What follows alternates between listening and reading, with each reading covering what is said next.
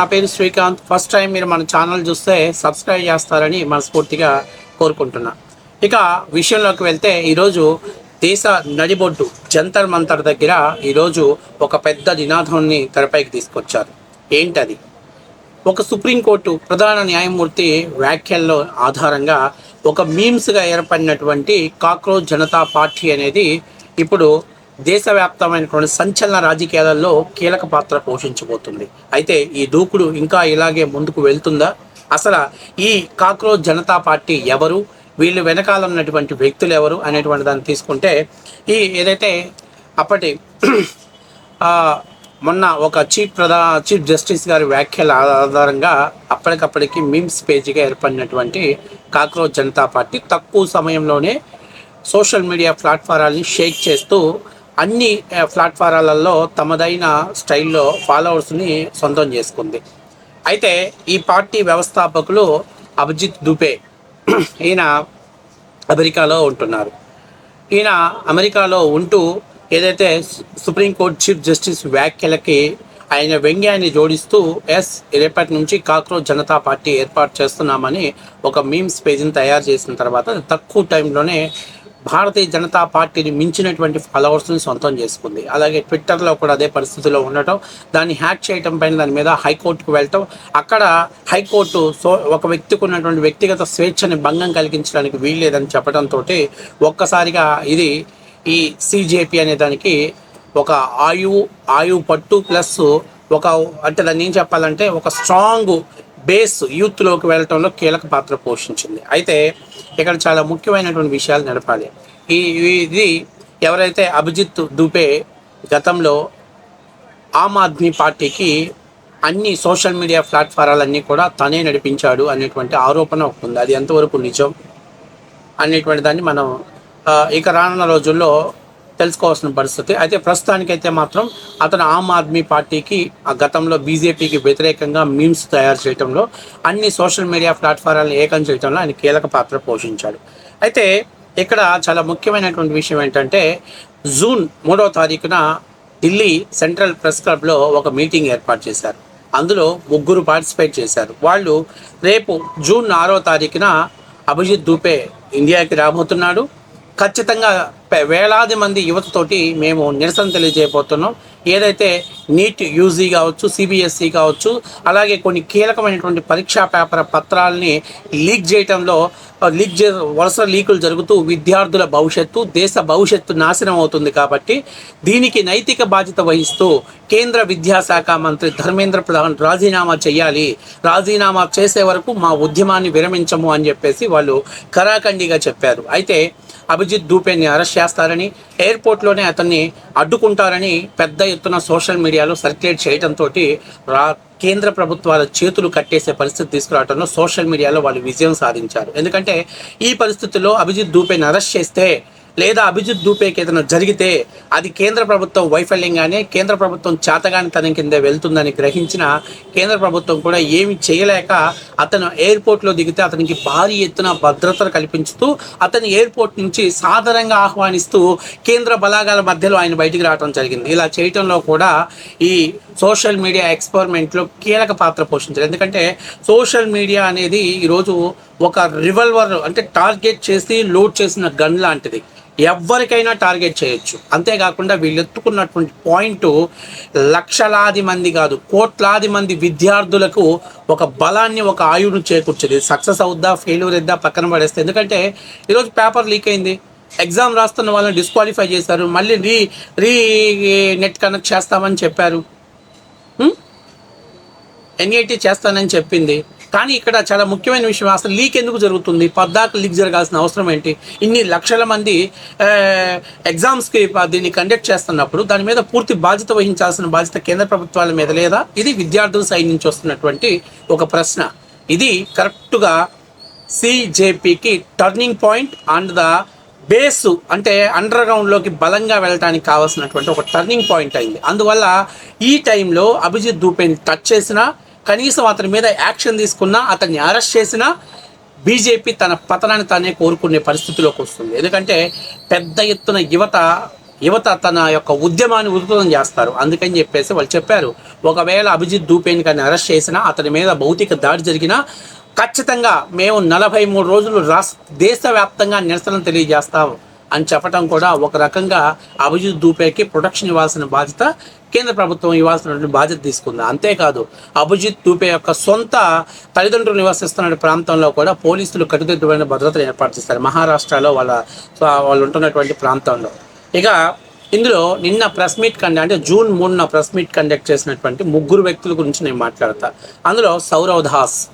ఈ సౌరవ్ దాస్ అనేటువంటి వ్యక్తి కరోనా పాండమిక్ సిచ్యువేషన్లో ఆరోగ్య సేతు అనేటువంటి ఒక యాప్ని కేంద్ర ప్రభుత్వం ప్రవేశపెడితే అందులో ఉన్నటువంటి యాప్ మీద లోపాల గురించి ఆయన రాజకీయ విశ్లేషణ చేయడంతో పాటు దాని మీద పెద్ద ఎత్తున ఎలిగేషన్ చేయడంతో ఒకసారి అతను తెరపైకి వచ్చాడు. ఆ తర్వాత బీజేపీ వ్యతిరేకంగా ఆయన పనిచేస్తున్నమాట వాస్తవ విషయమే.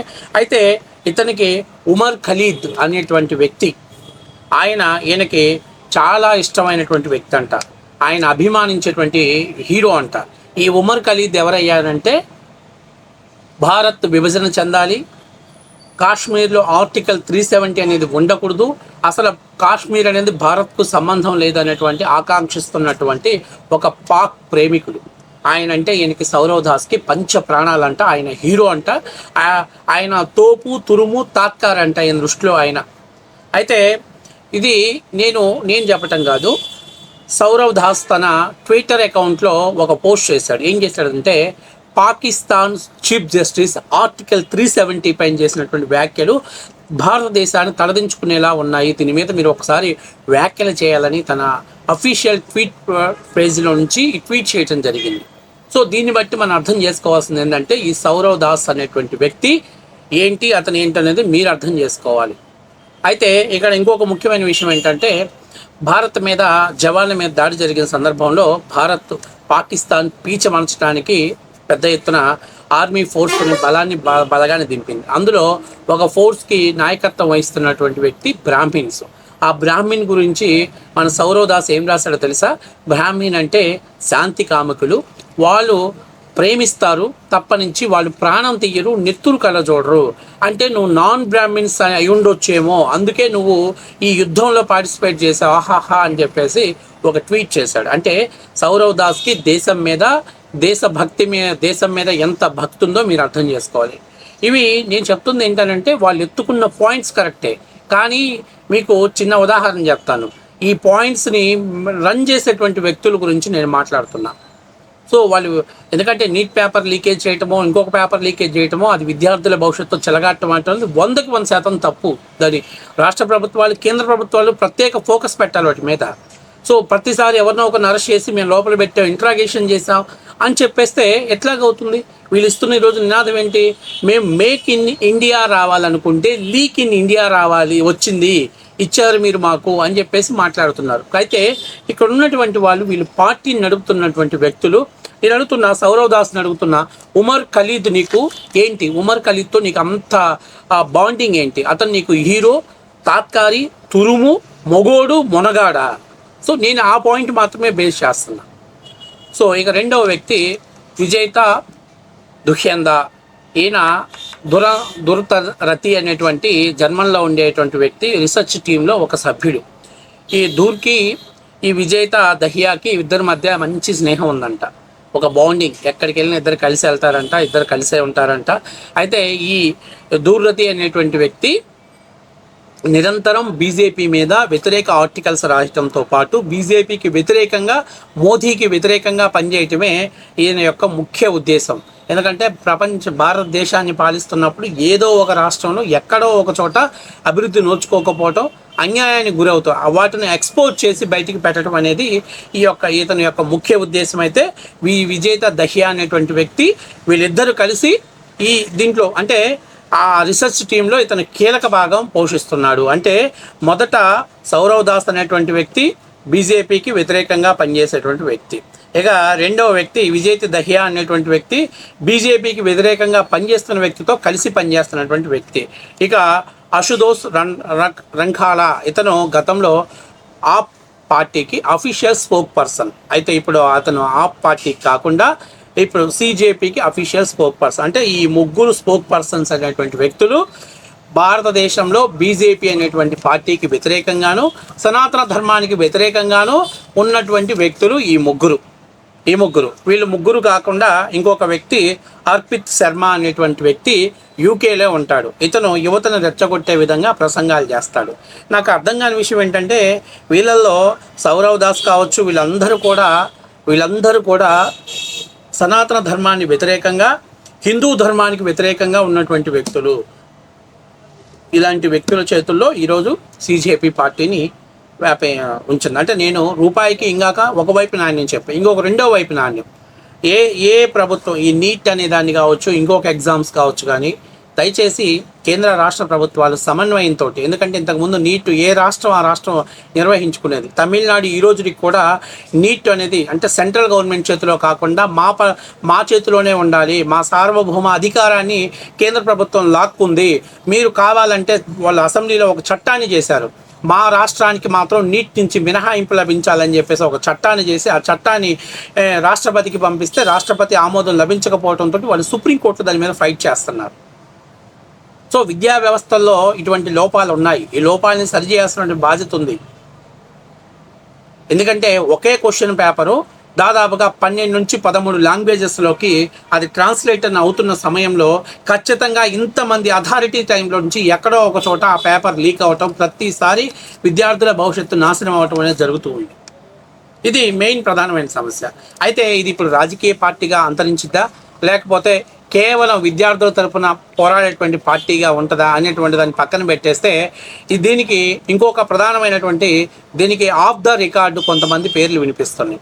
దీని వెనకాలను నడిపిస్తున్నటువంటి వాళ్ళలో ఆప్ పార్టీ అధ్యక్షుడు అరవింద్ కేజ్రీవాల్, అలాగే ఏదైతే మనందరికీ తెలుసు పొలిటికల్ పార్టీస్కి స్ట్రాటజీ అందిస్తున్నటువంటి వ్యక్తి అంటే వ్యూహకర్తగా ఉన్నటువంటి ప్రశాంత్ కిషోర్ గారు, అట్లాగే రాహుల్ గాంధీ గారు, వీళ్ళందరూ కూడా తెర వెనక నుండి ఈ సిజేపీ పార్టీకి మద్దతు ఇస్తున్నారు అనేటువంటిది ఒక ఆరోపణ వినిపిస్తుంది. సో నేనేమంటానంటే ఇది ఆరోపణ కంటే కూడా వీళ్ళు పెట్టిన డిమాండ్ బాగుంది. ఎందుకంటే లక్షలాది మంది విద్యార్థుల యువత భవిష్యత్తును నాశనం చేసేటువంటి పేపర్ లీకేజెస్ని కేంద్ర రాష్ట్ర ప్రభుత్వాలు సంయుక్తంగా దాన్ని అరికట్టాల్సిన బాధ్యత ఉంది. పేపర్ లీకేజ్ చేసిన వాళ్ళపైన కఠిన చర్యలు తీసుకొని వాళ్ళని అవసరమైతే, నాకు తెలిసినంత వరకు దీంట్లో ఒకరిద్దరు గుండా జీవితాలు నాశనం అవుతున్నాయి కాబట్టి వాళ్ళకి అవసరమైతే మరణశిక్ష విధించినా కూడా దండగేం లేదు. సో కఠినమైనటువంటి చట్టాలు ఉండాలి. అలాంటి చట్టాలని అమలు చేయగలిగితేనే ఇటువంటి దుర్మార్గమైనటువంటి చర్యలు బయటికి రాకుండా ఉంటాయి అనేది ఇది నా ముఖ్య ఉద్దేశం. అయితే వీళ్ళు ఇచ్చిన నినాదం మాత్రం ఇప్పుడు యువతకి చాలా ఒక ఫ్యాషన్గా ఉండటం అనేది యువతని బాగా ఆకట్టుకుంది. ఎందుకంటే మోదీ గారు ఎప్పుడు అనేవాడు మేక్ ఇన్ ఇండియా అనేవాళ్ళు. ఇప్పుడు ఏమంటున్నారంటే వీళ్ళు మేక్ ఇన్ ఇండియా అన్నారు, కానీ లీక్ ఇన్ ఇండియాగా మార్చేశారు మీరు అని చెప్పేసి నినాదం ఇవ్వటం అనేది ఇది పెద్ద ఎత్తున యువతకి ఒక దగ్గరగా చేరువయ్యేటువంటి పదం. సో అందువల్లే ఈ సిపిజే ఏదైతే పెద్ద ఎత్తున జంతర్ మంతర్ దగ్గర దీక్ష చేస్తున్నారో, ధర్నా చేస్తున్నారో, దానికి పెద్ద ఎత్తున యువత రావటం, కొంతమంది సామాజికంగా స్పృహ కలిగినటువంటి వ్యక్తులు ఇక్కడ ఉన్నటువంటి వ్యక్తుల్ని వీళ్ళ క్యారెక్టర్ ఏంటనే దాన్ని వాళ్ళు పెట్టినటువంటి డిమాండ్స్ అనేవి వీళ్ళ క్యారెక్టర్ని ఓవర్కమ్ చేసినాయి. ఇది వాస్తవ విషయం. ఎందుకంటే సౌరవ్ దాస్ కావచ్చు, విజేత దహియా కావచ్చు, లేకపోతే అర్పిత్ శర్మ కావచ్చు, లేకపోతే దుర్రతి కావచ్చు, ఉమర్ ఖలీద్ కావచ్చు, వీళ్ళందరూ కూడా భారతదేశానికి వ్యతిరేకంగా పనిచేస్తున్నటువంటి వ్యక్తులే, భారతదేశంలో ఉన్న ధర్మానికి వ్యతిరేకంగా మాట్లాడుతున్న వ్యక్తులే. వీళ్ళందరి కామన్ ఎజెండా ఈ ఉమర్ ఖలీద్ తీసేస్తే మిగిలిన వాళ్ళందరూ కూడా గతంలో ఆప్ పార్టీ కోసం పనిచేసినటువంటి వ్యక్తులే. మెజారిటీ వాళ్ళు ఆప్ పార్టీ కోసం పనిచేసినటువంటి వ్యక్తులే. అయితే వీళ్ళు పెట్టినటువంటి డిమాండ్ ఏదైతే ఉందో వాళ్ళకి విద్యార్థులకు యువతని అది వీళ్ళకు ఉన్నటువంటి క్యారెక్టర్స్ని అంటే నెగిటివ్ షేడ్స్ని కూడా ఓవర్కమ్ చేసి ముందుకు తీసుకొచ్చాయి. సో ఇది వాస్తవ విషయం. సో ఇది ఇంకా రేపు జరగబోయే దర్యాప్తులు వీళ్ళ వెనకాల ఎవరున్నారు, ఎవరు నడిపిస్తున్నారు అనేటువంటిది ఇంకా మరికొన్ని రోజులు ఎట్లాగో బయటికి రాబోతుంది.